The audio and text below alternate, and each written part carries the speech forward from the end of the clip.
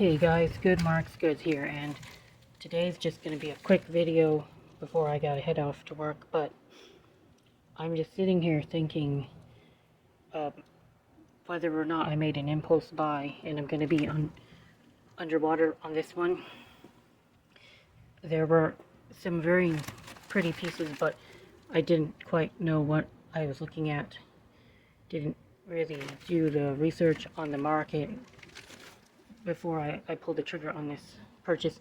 I was hoping that this little toothpick holder would be sterling, but not today.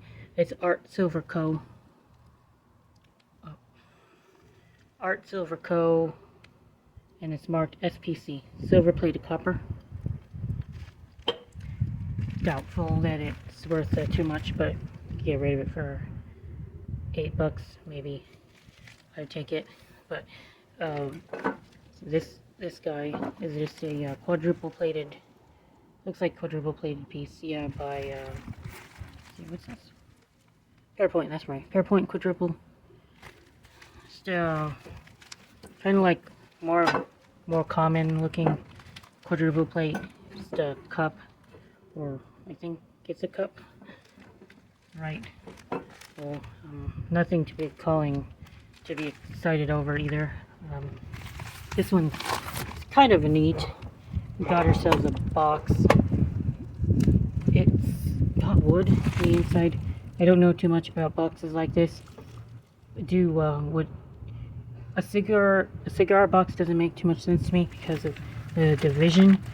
What would they have used this box for, guys? Do you have any ideas? But it is pool.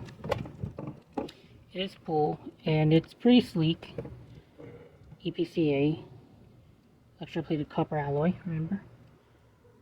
Electroplated copper alloy, and you can get that copper from this shine here, so I know it's got copper in it. Given that is one of the key things I'm looking at when I'm looking at it a lot, to figure out whether or not something's sterling.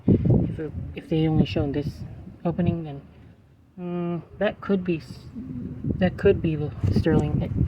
Not impossible that the sterling would look like this on the side here, but then if they had flipped it over and I seen that sheen over here, I know that it's plated. That's what I'd be looking at. Going towards the things that, I guess, look at this really fast. It came up with a little bit of flatware. I don't think this flatware is going to save me either, but there's about, I think, a half dozen of these knives. 1847 Rogers Bros, I believe I saw, and it's grapes, beautiful grapes pattern in it. This might actually do alright. I got, how many do I have? I forgot.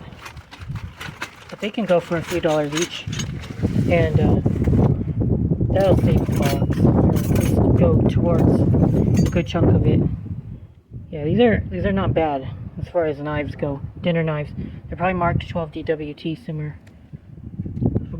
Don't want to spend all day looking for. Oh, there it is. There's a marking. It's kind of hard to see in this lighting. Let's see if I can get to go. I thought I saw a marking earlier. Must have been imagining it, guys.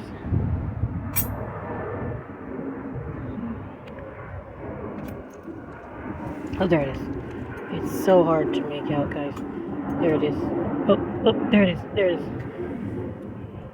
Warranted. Yep. As I was saying. Upside down.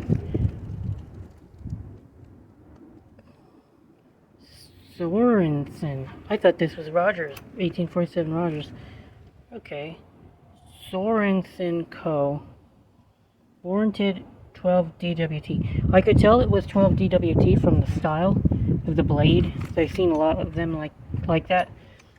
Now that refers to 12 pennyweights. DWT refers to pennyweight, and it's just a measure like 1.5 grams, I think. And so they would have advertised it as 12 DWT, or 18 grams plated over a set of these knives. how many is in that set. I think over 12. So you probably have like a gram and a half plated on these knives. Not too bad. I've never seen Sorensen before, but kind of neat. These are kind of crummy. Well, I don't know if they're crummy, but these are interesting knives too. I don't think that the handle has sterling. I don't think it is. It might be a silver alloy. I'm not sure, but they're marked as well. And they are in, I remember they're French. Let's see here. J Noir, 31 Rue de 4 Septembre, Paris. They would,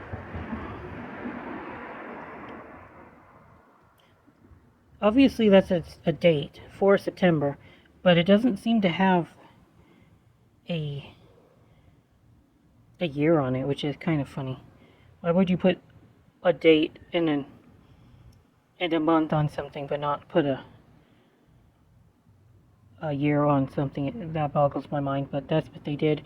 Apparently this was sold at a store, 31 Rue, or I don't know, but is antique French, do antique French knives have a market? Maybe.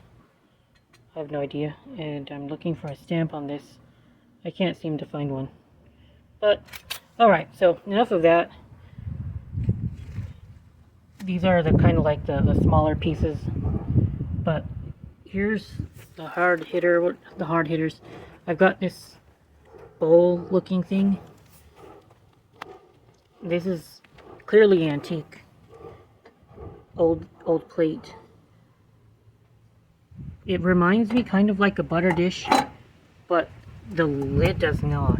I don't see too many butter dishes that look that fancy, but I'll have to try to figure it out, because I've broken up a butter dish that didn't really look like this, at least not the lid. But we've got old school Reed and Barton, which is very cool. That's always desirable. Even during shitty economies, guys, Reed and Barton is still gonna go for a premium compared to most other things. Kind of hard to see the stamp. I'll make sure I get it to you guys. It is so hard to make out, but it is there, I promise you all. There it is. You'll see it. I doubt it, but there it is. Manufactured and plated by Reed and Barton, $29.70. It's tarnished to shit too, but that's what you expect from old silver plate. And from this, I don't know how much it would be worth to a collector yet, but I would need at least 40 to 50 to make this box purchase worth it. And here's the creme de la creme. It's also by Reed and Barton.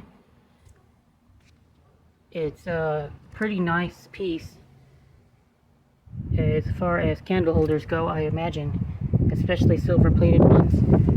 I don't find that many that they're this fancy. And what style I could call it, I don't know. Is this like Art Nouveau or something? I'll have to look up other Art Nouveau candle holders and see if that's comparable, but yeah, it's quite beautiful. These little cups, or little things they slide on. Luckily it's complete. It also detaches.